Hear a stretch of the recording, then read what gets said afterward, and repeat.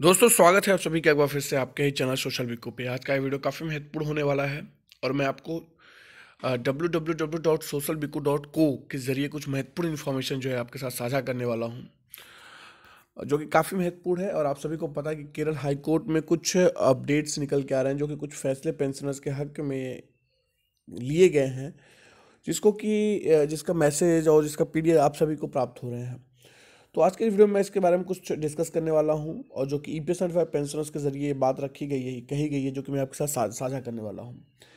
इस वीडियो में आगे बढ़ने से पहले एक छोटा सा और रिक्वेस्ट करना चाहूँगा आप सभी से दोस्तों, कि जो मेरा प्रयास रहता है ईपीएस 75 पेंशनर्स के मुद्दे को कम से कम जो है सोशल मीडिया के माध्यम से अधिक लोगों तक पहुँचाने की, उन सभी में आप सभी का भी सहयोग काफ़ी महत्वपूर्ण है, क्योंकि आप सभी को ज़्यादा से ज़्यादा लोगों तक वीडियो को शेयर करना चाहिए, ताकि अधिक से अधिक लोग देख सके, समझ सके और इन्फॉर्मेशन को ग्रैब कर सके, इस समस्याओं से अवगत हो सके जो ईपीएस 95 पेंशनर्स फेस कर रहे हैं। उसी कड़ी में आप सभी से रिक्वेस्ट करना चाहूँगा कि अगर आपने चैनल को सब्सक्राइब नहीं किया हुआ है तो ज़्यादा से ज़्यादा लोगों तक सब्सक्राइब कराइए, ताकि अधिक से अधिक लोग वीडियो को देखें और इस समस्या से अवगत हो सके, इस समस्या से जागरूक हो सकें, क्योंकि ये प्रयास काफ़ी लंबे समय से चला आ रहा है ईपीएस 95 पेंशनर्स का। चलिए महत्वपूर्ण अपडेट की तरफ बढ़ते हैं। यहाँ पर आप देख सकते हैं ये अपडेट है, a very important reference order order Kerala high court उच्च न्यायालय, केरल उच्च न्यायालय पेंशनर्स के पक्ष में दिए गए निर्णयों पर ये अपडेट जो है आप सभी के साथ जो है आजकल काफ़ी मैसेजेस जो है ये आपको प्राप्त हो रहे हैं। और यहाँ पर इस तरह से कुछ पीडीएफ है, जिसमें कि कुछ डिटेल्स हैं जो कि केरल हाई कोर्ट के द्वारा, केरल उच्च न्यायालय के द्वारा पेंशनर्स के हक में लिए गए हैं। यहाँ पर कुछ महत्वपूर्ण है जो कि पेंशनर्स के जरिए लिखा गया है। ईपीएस 95 एक पीडीएफ इन दिनों सोशल मीडिया में लहराया जा रहा है, जो केरल उच्च न्यायालय में पेंशनरों के पक्ष में दिए गए निर्णयों पर उक्त न्यायालय की फुल बेंच को केरल उच्च न्यायालय में पेंशनरों के पक्ष में दिए निर्णयों पर उक्त न्यायालय की फुल बेंच को कानूनी मुद्दों पर सलाह दे हेतु संदर्भित है किया गया है। इसमें कुल 32 पन्ने हैं। पता नहीं कितने ने पढ़ा है और कितनों ने नहीं पढ़ा, भी नहीं है। ये विचारणीय है कि एफसीआई के सेवानिवृत्तों सहित अनेक ऐसी संस्थाओं के सेवानिवृत्तों को हायर पेंशन के लिए विभिन्न उच्च न्यायालयों सहित सर्वोच्च न्यायालय तक दौड़ लगाना पड़ रहा है, और ये सिलसिला एक दशक से भी अधिक समय से बदसूर जारी है। ईपीएस 95 पेंशनर्स जहां लाखों में है, तो न्यायालयों से न्याय की गुहार लगाने वाली याचिकाओं की संख्या भी हजारों में है। लेकिन विपक्ष में केवल दो ही प्रतिवादी हैं, एक केंद्र सरकार और दूसरा जो है ईपीएफओ, जिन्होंने कानून का सहारा लेकर लाखों पेंशनरों को ऐसे सिलसिले में लगा रखा है जिसका ना कोई ओर है दिखाई देता है, ना कोई छोर दिखाई देता है। सरकार के पास एक ही जवाब है कि तब तक कुछ नहीं कर सकते जब तक न्यायालयों से लंबित मामलों का निराकरण नहीं हो जाता। सर्वोच्च न्यायालय के आदेश 4/10/2016 का अनुपालन भी कहीं कहीं किया गया है, तो उसके लिए भी बहुत को काफ़ी पापड़ बेलने पड़े हैं, और न जाने उन्हें कितने पापड़ आगे भी बेलने पड़े।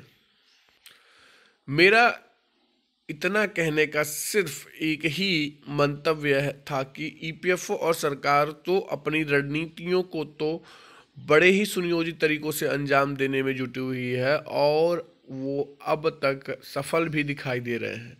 और एक हम पेंशनर्स हैं कि आपस में कोई तालमेल नहीं बना पा रहे हैं, न व्यक्तिगत रूप से न सोशल मीडिया के माध्यमों से। सबका लक्ष्य एक ही है, पर संघर्ष का कानूनी रास्ता हो या अन्य कोई, सब जुदा जुदा है। कोई किसी से कुछ भी शेयर नहीं करना चाहता, कोई चर्चा नहीं करना चाहता। सब वकीलों और अपने ऐसे अंग्रेजों के ऊपर छोड़ रखा है, जो अपने अपने प्रकरणों को के वास्तविक स्थिति से अवगत कराना तो दूर, पेशी की तारीख या तारीख पर हुई कार्यवाही तक को बताने से परहेज रखते नजर आते हैं। आम पेंशनरों ने भी अब तक रुचि लेने से लगभग छोड़ दिया है। वो भी न्याय की छोड़ अब जिंदा जीते किस्मत की बात मानने लगे हैं।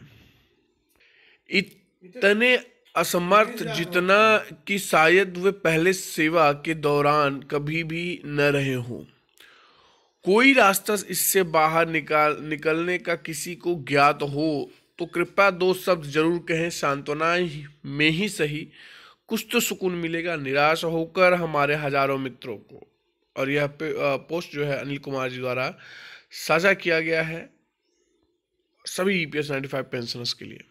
अब समझ सकते हैं कितनी महत्वपूर्ण बात यहाँ पर कही गई है ईपीएस 95 पेंशनर्स के लिए। हर चीज जो है जुदा जुदा है।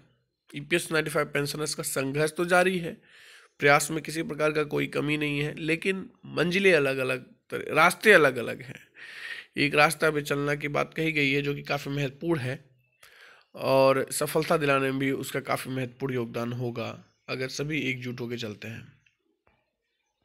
बढ़ेंगे अगले महत्वपूर्ण अपडेट की तरफ। हालांकि आप ये जानकारी चाहें तो www.socialbiko.co पे जाके पढ़ सकते हैं, रीड आउट कर सकते हैं, लेकिन यहाँ पर कुछ महत्वपूर्ण जानकारी हम आपके साथ वीडियो के माध्यम से साझा करते रहते हैं।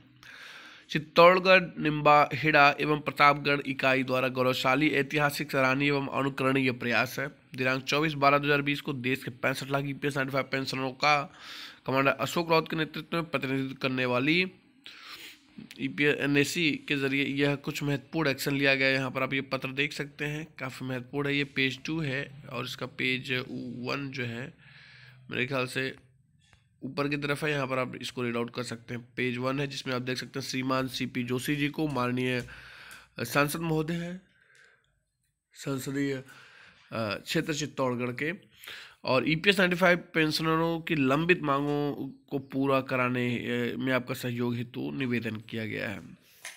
और ये काफ़ी महत्वपूर्ण जो है प्रोग्रेस आप ईपीएस 95 के पेंशनर्स के केस में जो है देख सकते हैं। उक्त विषय में निवेदन है कि देश के हम 65 लाख अल्पतम पेंशनधारियों पेंशन हमारी मांगों नियोजित मांगों को पूर्ति के लिए ईपीएस 95 राष्ट्रीय संघर्ष समिति के बैनर तले वर्षों से संघर्षरत है।